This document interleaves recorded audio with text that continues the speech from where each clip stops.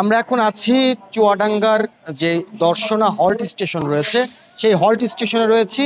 এই হল্ট স্টেশনে কিন্তু আজ আহ, চুয়াডাঙ্গা দর্শনার যারা স্থানীয়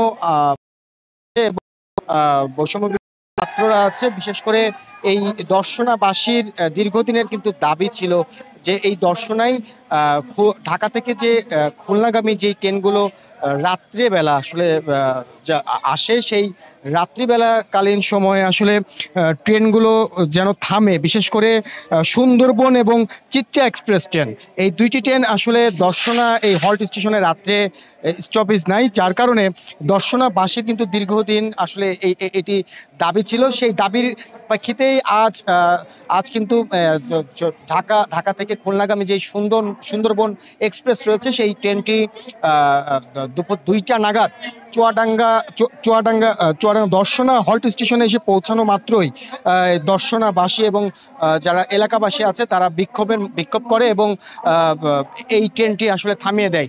এখন পর্যন্ত প্রায় 1.5 ঘন্টা অতিক্রম করলেও কিন্তু এই বিক্ষোভ তারা এখনো চালু রেখেছে এবং আমার ঠিক পেছনেই যে সুন্দরবন এক্সপ্রেস রয়েছে ঢাকা থেকে খুলনাগামী যে ট্রেনটি, সেটি কিন্তু তারা বিক্ষোভ করে থামিয়ে রেখেছে। আমার সাথে বেশ কয়েকজন যারা স্থানীয় এলাকাবাসী আছে এবং যারা বিক্ষোভ করছে তাদের সাথে কথা হয়েছিল। তারা বলছে যে তারা যতক্ষণ না পর্যন্ত পাকশি রেলওয়ের ঊর্ধ্বতন কর্মকর্তাদের কেউ সরাসরি আসলে এখানে এসে কথা না বলবে, তাদেরকে আশ্বাস না দিবে, তারা এই আন্দোলন চালিয়ে যাবে।